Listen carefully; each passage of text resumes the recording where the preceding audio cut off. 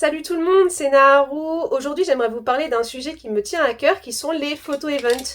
J'ai participé à plusieurs d'entre elles et j'aimerais beaucoup apporter ma pierre à l'édifice sur la compréhension de ces dernières, car elle fait récemment couler beaucoup d'encre et j'aimerais bien débunker quelques petits a priori dessus. Donc je vais pas m'étendre davantage, je vous laisse regarder la suite de la vidéo. À tout de suite! Alors, je vais directement entrer dans le vif du sujet et vous expliquer ce qu'est une photo-event. Il s'agit d'un événement sur candidature où des photographes et des cosplayers sélectionnés se rejoignent pour un week-end de, en général, 2 à 3 jours, avec des lieux qui ont été sélectionnés spécialement pour l'occasion et qui sont accessibles du coup uniquement via des badges qu'on vous fournira le premier jour de l'événement. Il y a parfois des shoots qui sont organisés hors event, mais en fait les sites ils sont pas du tout accessibles, c'est comme des shoots basiques où les photographes et les cosplayers ils font leur sauce dans leur coin. Chaque photo event elle possède un quartier général pour se retrouver, aller chercher son badge, c'est en fait un point d'information et le lieu privilégié pour le barbecue du samedi soir pour un joli moment de convivialité. On a également accès à des shoots spéciaux avec des intervenants externes, comme des shoots avec du feu, des chiens, des chevaux, des bateaux parfois, des vieilles voitures et même des rapaces. Cependant, comme ça fait appel à des personnes extérieures, il faut les payer et donc ça peut tarifer entre 40 et 70 euros. Je divise actuellement les photo events en deux catégories, les anciennes qui sont Pixelmania et Volta, et les nouvelles qui sont Focus, Picvetia, Estenie Cosplay, Coslantia, Cosplay Photo Event et récemment Cosphoria. Il faut savoir qu'en fait, tous les ans, j'ai l'impression qu'il y en a qui arrivent, donc surtout n'hésitez pas et postulez à autant que vous pouvez. Avant de passer à l'inscription, j'aimerais surtout débunker des croyances sur les photo events parce qu'il y en a beaucoup. Non, les photo events ne vous rendront pas plus connus. Je sais qu'à l'ère des réseaux sociaux, on se dit qu'un import massif de photos sur ces réseaux, ça va vous faire connaître, ou alors que rencontrer beaucoup de monde, c'est l'occasion de monter en gamme. Eh bien non, en fait les réseaux ils fonctionnent avec 90% de chance et sans une bonne dose d'extraversion naturelle, vous ne sortirez pas vraiment du lot en photo event si c'est votre objectif. Et j'ai même envie de vous dire que si c'est votre objectif, il est préférable de ne pas postuler, car c'est vraiment pas ce que les gens y recherchent. Ce sont toujours les mêmes qui sont acceptés. Oui et non, je peux pas parler au nom des organisateurs, mais si c'est vrai que certains noms reviennent régulièrement, il y a aussi beaucoup de nouvelles têtes. Ça s'explique par le fait que certains ils peuvent ou ne veulent pas s'éloigner de leur pays, qu'il n'y a pas beaucoup de nouvelles envies cosplay, pas de besoin, de temps ou simplement un manque d'argent. Le nombre de postulants, il est jamais le même, il faut juste tenter de saisir sa chance année après année. Enfin, d'une conversation que j'ai pu avoir avec une organisatrice, qui n'est peut-être pas valable partout, il y a aussi un désir d'avoir une petite base solide et constante qui assure que l'événement se déroulera correctement. Bien se comporter une année, honorer tous ses shoots, être à l'heure, c'est être une valeur sûre et un risque atténué pour les organisateurs d'avoir des désistements de dernière minute, et donc des adaptations à prendre à toute vitesse. Bien sûr, être efficace une année n'assure pas d'être repris l'an prochain, mais c'est néanmoins nécessaire, ne serait-ce que par pure politesse, que d'agir respectueusement. Les photo-events offrent plein d'opportunités. Oui et non. Comme dit précédemment, ça dépend ce qu'on veut dire par opportunité. Si c'est d'être connu, d'avoir des contrats, alors non, ou alors c'est de la chance. Si c'est l'opportunité de rencontrer des personnes compétentes dans leur domaine, avoir accès à des superbes lieux avec plein de passionnés, alors oui. Si c'est une histoire de réseautage, alors oui et non. Les gens ils viennent de loin en fait. Si l'intérêt c'est de garder ses contacts pour des shoots gratuits, c'est inutile, étant donné que vous les reverrez sans doute qu'en photo event ensuite. Par contre, l'intérêt humain, lui, il est pour moi bien réel, surtout aux soirées. Je veux prouver que j'en suis capable. Si c'est dans un esprit personnel et constant d'amélioration, mais alors oui, fonce, de fou, il faut le faire. Par contre, si c'est pour te la péter, c'est pas ok du tout. Si t'as écouté tout ça et que tu te dis oh bah pourquoi pas, je connais pas ce monde mais j'ai envie de m'inscrire quelque part, je fais quoi? Eh bien déjà, tu te renseignes sur ce qui existe, genre toutes les photo events. Tu regardes les critères de sélection aussi. Les anciennes photo events n'en ont probablement pas, mais les nouvelles si. Je fais une petite parenthèse pour expliquer selon moi la raison de ce flou artistique. Il faut savoir qu'il y a eu un boom d'intérêt pour les photo-events ces dernières années et l'augmentation proportionnelle du nombre de refus du fait de l'augmentation des postulants, ça a vraiment soulevé des marées, obligeant une partie des organisateurs à être forcément plus transparents. Pour les anciens par contre, parce que ça a toujours fonctionné comme ça, je pense qu'il n'y a pas vraiment d'intérêt à changer leur manière d'opérer. C'est comme ça, et de ce que j'ai pu voir, grille ou non, ça génère forcément des problèmes. Je trouve personnellement les critères de sélection super intéressants et je recommande le très excellent podcast de Cosplay ici sur Focus. Chouchou, elle en parlera bien mieux que moi. Essaye de trouver d'anciens participants et de les contacter pour qu'ils te donnent un retour sur tel ou tel event. C'est la base même des réseaux sociaux de pouvoir communiquer. Suis les pages des photo-events. Regarde les photos des sites naturels ou architecturaux qui pourraient être intéressants vis-à-vis des cosplays que tu souhaites emmener. Mais ne te limite pas non plus aux 2-3 cosplays que tu prévois si t'en as davantage, je te dirai pourquoi plus tard. Assure-toi d'avoir l'argent nécessaire. Un week-end pareil, selon la distance, ça commence à 300 € si tu gères vraiment très très bien tes frais et ça monte rapidement à 1000 et plus si tu fais des folies ou sors de ton pays. C'est vraiment pas au moment d'être accepté qu'il faudra te poser la question. S'il te plaît, range ton ego.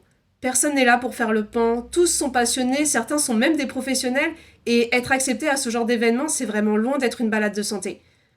Tu as les bases en anglais. C'est indispensable. Tu seras face à des gens de tous les pays et les shoots seront la plupart du temps dirigés en anglais. Même si on discute facilement, souvent juste avec les mains pour les placements, c'est toujours mieux de pouvoir échanger. Tu décides de t'inscrire. Déjà, c'est fou, c'est bien, c'est toujours mieux que de ne rien faire, donc félicitations. Du coup, ce que tu fais, c'est que tu sélectionnes tes photos avec attention. Certains events en demandent 5, d'autres 10. Assure-toi d'en avoir assez, regarde les grilles de critères, assure la meilleure diversité avec plusieurs photographes, plusieurs poses, plusieurs expressions et une bonne qualité de costume. Et demande conseil autour de toi, surtout si tu as accès à des personnes qui ont déjà participé à des éditions précédentes. Remplis tout ce que tu peux remplir de ce qu'on te demande. Tes motivations, les cosplays que tu comptes emmener, ton expérience. Le plus qualitatif, le mieux. Ça y est, t'as envoyé ta candidature et t'attends le résultat. Dans ce cas, il y a 2 cas de figure. Soit t'es pris, soit t'es pas pris. Le premier cas, je ne suis pas pris. T'as tout fait parfaitement, t'as mis ton âme dedans, eh bien, des fois, ça ne suffit pas. T'as les compétences, mais il n'y a juste pas assez de place. Ton dossier, il était à 9,95 et une personne est passée devant parce qu'elle était à 9,96. Ça, malheureusement, c'est frustrant, mais ça arrive. La bonne nouvelle, c'est qu'en réessayant, il y a des chances pour que le 9,96, il sorte un dossier peut-être moins qualitatif et que cette fois, tu lui passes devant. La grande majorité des organisateurs, ils se basent sur les photos qu'ils ont à un instant T, pas sur ton compteur de likes. Tu n'as pas le niveau. C'est peut-être dur à entendre, mais puisque chacun est mis en concurrence avec l'autre, les critères ils ont beau être stables, l'échelle, elle est variable d'une année à l'autre. Continue à te développer et pousse les finitions à leur max si tu adores le fait main, paye différents photographes pour améliorer ton book, entraîne-toi devant le miroir pour varier tes expressions, apprends auprès des autres, valorise la mobilité de tes costumes, apprends à te servir de ton environnement, bref, il y a plein de manières de s'améliorer. Il faut savoir que c'est parfois donc juste de la chance, donc continue à essayer. Et si ça te frustre, les photo events, elles sont probablement pas pour toi, car être accepté, c'est loin d'annoncer un billet direct pour l'événement. Je t'invite à écouter la suite pour comprendre. Et surtout, réessaye sur des événements qui sont nouveaux ou plus petits. Ils sont moins connus, il y a moins de participants, donc plus de chances d'y entrer. J'en arrive au second cas, je suis accepté. Déjà, félicitations. Commence par t'acquitter le plus vite possible des frais d'inscription qui peuvent varier de 30 à 50 € en général pour valider ton inscription et permettre aux organisateurs de, justement, s'organiser. Assure-toi d'avoir un assistant avec le permis. Genre vraiment. En fonction de tes moyens, lui payer ses frais d'inscription, ça reste quand même la base. Il faut également vite t'intéresser au logement. Certaines photo-events, elles en proposent au sein du quartier général, d'autres non. Je prends souvent un Airbnb qui est bien placé, avec d'autres participants ou en duo avec mon assistante. L'intérêt, c'est surtout de limiter les déplacements parce que ta voiture, mais elle va chauffer, mais sévère. J'insiste sur le fait qu'un assistant, c'est absolument nécessaire. Non seulement il va te conduire d'un endroit à l'autre, mais c'est aussi le maître du temps, l'aide pendant les pauses pour remettre une mèche ou vérifier que tout est en place, celui qui te rappellera de manger et de boire, de faire une pause, voire d'aller chercher quelque chose en catastrophe si besoin. J'ai testé une fois d'y aller seul, et le degré de fatigue au retour, mais il était multiplié par 5 facile. Ramène ou loue une voiture. Certaines personnes, elles réussissent à faire du covoiturage et ce service est de plus en plus développé par les photo-events, mais ça demande une forte logistique et crois-moi, ton cerveau il s'en passera bien. Regarde dès que possible la liste des participants. Tu seras invité sur un Discord et il est absolument nécessaire que tu y sois car toutes les informations vont transiter par ce canal. De mon expérience, Voltas était le seul à fonctionner via Facebook. Regarde les portfolios des photographes et vois ce qui te correspondrait le plus vis-à-vis des costumes que tu comptes prendre. J'aime bien me faire une petite liste de photographes à contacter en priorité. Regarde aussi leurs intérêts. S'ils préfèrent les jeux vidéo et que tu ne fais que de l'animer, il y a des chances pour que tu sois refusé. Poste ton portfolio et les cosplays que tu comptes emmener. Avec le plus de descriptions possible sur les lieux que tu veux avoir, les particularités de certains shoots, genre si tu veux du feu, des chevaux, des chiens, avec les dates où tu porteras les différents costumes. Tes réseaux sociaux aussi, surtout Instagram, car il est le centre privilégié pour les échanges, et c'est indispensable pour que les photographes, surtout intéressés, puissent te repérer. Je t'invite également à regarder les cosplans des cosplayers parce que des fois tu peux avoir des duos, voire des groupes qui se mettent en place et c'est hyper intéressant personnellement, c'est même ce que je préfère faire. Et j'en viens à la raison principale et qui fait la difficulté de ce genre d'événement. Les fameux Hunger Games du booking. C'est un moment particulièrement difficile à passer car sur un jour, souvent un week-end mais parfois même un vendredi, l'entièreté des participants se livrent une guerre mais sans merci où les photographes sont inondés de MP et selon la hype qu'un de tes costumes peut avoir ou non, le nombre de demandes pour un cosplayer lambda comme moi peut varier de 5 messages à tout simplement aucun. Pour 3 jours, avec une moyenne souhaitée par jour de 4 shootings, c'est un véritable chantier qui s'opère. Voilà donc mes conseils pour survivre. Fais comme tout le monde, envoie des MP à toute ta liste. Tu souhaites faire 12 shoots? Fais des vagues d'envoi. À 20, puis 30, puis 50 photographes, en élargissant progressivement ta liste de choix suivant les refus. Parce que les refus, mon ami, tu vas en avoir, mais beaucoup. Et il va falloir très vite rebondir pour pas laisser passer ta chance. Pas intéressé, MP perdu, pas disponible aux mêmes horaires ou aux mêmes endroits, ça arrivera très régulièrement. Il s'agit d'être stratégique et de ne pas tout accepter non plus partout, par peur de ne rien avoir. Les photographes, ils sont tout aussi humains, ils ont leur centre d'intérêt et ça ne sert à rien de les pousser. Passe simplement à autre chose gentiment et poliment, il s'agirait aussi pour toi de ne pas te retrouver à faire 300 km dans la journée. Du coup, commence par donner ton programme en message privé, ça ne sert à rien d'élaborer si déjà de base le visuel n'inspire pas le photographe. Un joli bonjour, pourquoi collaborer avec toi peut être cool, voilà ce que je propose, je peux développer si besoin, sinon bonne journée. C'est simple et efficace, ça fait perdre de temps à personne. Les ratios photographes-cosplayers sont la plupart du temps équilibrés et tu auras des shoots de qualité quoi qu'il arrive. Néanmoins, si tu fais chou blanc, et c'est là que mon conseil du prévoyez plus de cosplay que nécessaire entre en jeu, envisage de changer une partie du programme qui coince. Peu importe les raisons, change rapidement. N'attends pas de te morfondre ou de laisser la déprime monter. Change. Si tu as checké les intérêts des photographes, adapte-toi. La plupart du temps, les costumes de jeux vidéo classiques auront toujours du succès.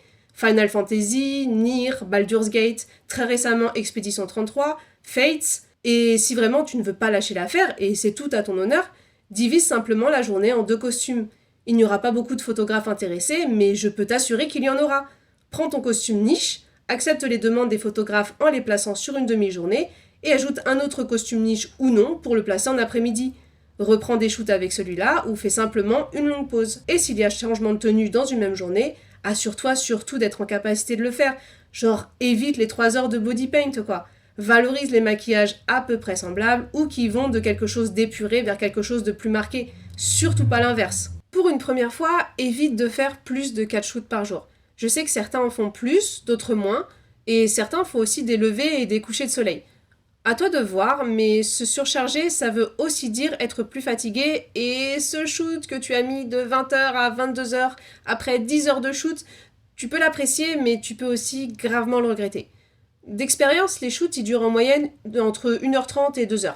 Compte le temps de déplacement d'un lieu à l'autre, plus à peu près 5 à 10 minutes à chaque fois s'il y a besoin de te changer. Essaye de ne pas changer de site trop souvent, surtout vers la fin du week-end parce que la fatigue elle peut vite tomber. Vois avec le photographe en amont s'il comprend dans les 2 heures le temps de déballage du matériel pour t'adapter. Ces 5 minutes en rab, elles te serviront peut-être à rien du coup. Ne mets pas de shoot de lever de soleil le dimanche matin. Les vétérans le savent, les nouveaux en général ils l'apprennent à la dure. Il faut savoir que les barbecues le samedi soir ils finissent souvent très tard et l'humeur festive est très présente. C'est faisable mais à tes risques et périls. Ne prends que des shoots en gros que tu es sûr d'honorer. Bref, le maître mot ici c'est l'adaptation, la disponibilité et une gestion efficace à base de tableur Excel et d'une bonne visualisation des distances entre les shoots. Il y a aussi une photo de groupe le dimanche matin où tout le monde est invité. C'est préférable de ne pas la manquer. Et surtout, une mention spéciale à mes cosplayeuses favorites qui font du cosplay masculin. Vous trouverez votre public, mais vous allez certainement devoir redoubler d'efforts. Il n'empêche, surtout, continuez s'il vous plaît. Et voilà, globalement, en à peu près une semaine, des fois simplement quelques jours, ton programme est finalisé. Il n'y a plus qu'à bosser et se tenir au courant des informations qui seront données tout au long de l'année avant l'événement. Je vais un petit peu parler de l'événement maintenant. Il faut savoir qu'une semaine avant la photo event, c'est souvent un peu le branle-bas de combat. On a des désistements, des slots de dernière minute, des agendas qui se coordonnent mal. Il peut arriver que tu perdes 1 à 2 shoots. Poste, informe, recontacte dans ce cas. Et si ça ne se remplit pas, c'est le jeu. Profites-en pour te reposer ou aller au QG. Parfois, il y a des shoots impromptus qui peuvent se faire et c'est bien sympa. Sinon, c'est l'occasion de discuter un peu avec tout le monde. Le jour J, souvent la veille, c'est la récupération des badges, qui sont indispensables pour avoir accès au site. Et puis c'est parti, hein. Chaque jour il est différent, donc je vais juste me contenter de donner des conseils. Premièrement, adapte-toi au photographe. Tu crois savoir bien poser, et c'est d'ailleurs sans doute le cas. Mais certains photographes ont leur vision, alors simplement écoute-les et vois en fonction du déroulé du shoot s'ils sont ouverts aux idées, ce qui la plupart du temps est le cas. Ne prends surtout pas pour acquis une information dite par un photographe. Mon plus bel exemple, ça demeurera toujours le menton haut ou menton bas. C'est pour un même personnage, on me demandait tout le temps de faire l'un ou l'autre, et cela peu importait l'angle de vue. Encore une fois, c'est la vision du photographe. Si tu lui fais confiance et que tu aimes son style, tu ne seras pas déçu. Il y en a aussi qui te laissent carte blanche. Dans ce cas, viens avec une tonne de poses au cas où, occupe l'espace et utilise l'environnement. Plus tu auras fait de shoot avec des photographes différents et plus l'exercice il te semblera simple et rapide. Montre que tu es content d'être là. Je sais que ça paraît évident, mais les sourires ça fait vraiment 95% du taf dans une collab qui marche bien. Respecte les horaires. Pareil, c'est évident, mais tu te rendras très vite compte que ça ne l'est pas. Des fois, les shoots ils s'étalent, on oublie que le temps y passe, on rogne sur les temps de trajet parce que ça se passe bien, ou simplement c'est la fin de journée et tout le monde est épuisé. La moindre des choses, c'est juste de prévenir le shoot suivant que tu seras en retard de X minutes. Donne le lieu de rendez-vous précis si le site il est grand et ça fera gagner du temps à tout le monde. Sociabilise. Durant les shoots, c'est pas le plus évident et l'ambiance est plus pro qu'autre chose, mais les barbecues et les temps de pause servent à ça. Tu rencontres des personnes d'autres pays avec une autre culture et vous êtes tous liés par une passion commune, donc c'est fédérateur, inspirant et super gratifiant selon moi. S'il te plaît, pars pas le dimanche soir. Je l'ai fait plein de fois, c'est tentant, je sais, surtout qu'on n'a pas envie de prendre une journée off le lundi, mais les photo events sont épuisantes, alors selon le temps de trajet retour, franchement assure-toi de pouvoir te reposer convenablement. Donc ça y est, l'événement est fini, et bien maintenant tu attends les photos. Il faut savoir que la plupart du temps, on te montre des sets de photos non retouchées, mais ça dépend du photographe, avec de 3 à 10 photos à choisir. Fais-le le plus vite possible. Sous 3 à 5 mois, ensuite, la majorité des photos, elles sont rendues, mais ça peut prendre jusqu'à 1 an. Ou même, dans d'autres circonstances, ne jamais arriver. Il ne faudra surtout pas hésiter à ce moment-là à contacter les organisateurs en ayant préalablement d'abord tenté de régler ça avec l'audit photographe en MP. Ils sont censés en tenir compte pour les prochaines éditions. Donc maintenant, je vais faire une réponse dans le désordre à toutes les remarques et questions que j'ai pu avoir, et auxquelles j'ai pas encore répondu bien sûr. J'aimerais aller à plus d'events, mais la plupart ne sont pas accessibles pour ma condition physique. Les sites sont stylés, mais demandent parfois de faire de la randonnée, et je suis triste que cela exclue les personnes comme moi. Alors c'est vrai, les sites ils sont parfois très difficiles d'accès, même pour des gens valides avec des cosplays parfois lourds et des valises. Les quartiers généraux, certaines zones elles sont maintenant dotées de rampes PMR par exemple, mais c'est sûr que c'est pas la majorité. Il faudrait aussi sinon adapter complètement le temps de trajet pour ajouter ce temps supplémentaire de déplacement, mais bon, l'événement il est majoritairement très physique, oui. Cependant, si on exclut les sites naturels, la majorité des sites architecturaux, comme les manoirs, etc., ça reste accessible et le staff, il est toujours présent. Il y a aussi de quoi s'asseoir si besoin. Et au final, cela, ça dépend beaucoup des pays et de leur réglementation vis-à-vis des personnes handicapées. J'aimerais aussi un peu revenir sur ma story concernant le fait de reporter X fois un costume à une photo event alors que les listes d'attente ne cessent de s'allonger, pour en fait développer les retours que j'ai pu avoir et dont je n'ai pas encore déjà parlé. Déjà, il y a un véritable FOMO qui s'est installé ces dernières années dans les photo-events.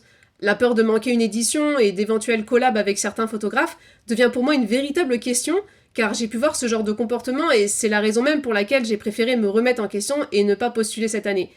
L'intérêt des photo-events, c'est de faire des photos parce qu'on a des costumes, pas de postuler juste pour y aller sans aucun plan derrière.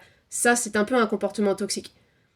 Reporter un costume 2 fois à des photo-events différentes proches, ça se fait, mais plus ça devient bof. Par exemple, il arrive qu'à une édition, on soit très malchanceux et que les photos ne soient pas au rendez-vous pour plusieurs raisons. Des désistements, du ghosting. C'est une manière de rentabiliser le costume et l'énergie passée en shoot et d'éviter aussi simplement la fast fashion. Vis-à-vis d'un photographe, on m'a dit que c'est pas non plus très intéressant ni agréable pour les photographes de se savoir comparer à 8 autres shoots du même costume avant même d'avoir fait la collab. Donc, varier en fait, tout simplement. Et comme j'aimerais malgré tout finir sur une note positive, j'ai fait un petit bingo des choses qui me font infiniment plaisir en photo-event. Déjà, simplement, les photographes qui n'attendent pas que l'on poste leurs photos, mais le font d'eux-mêmes. Ensuite, mon assistante qui gère ma vie mieux que moi. Les photographes qui communiquent sur ce qu'ils veulent. Découvrir les lieux pour la première fois. Refaire le monde à minuit le samedi soir au barbecue. Les résultats des photos sur le petit écran des caméras pendant un shoot. Les plaisanteries et les calades bienvenues. Et les amis qu'on retrouve et ceux qu'on découvre.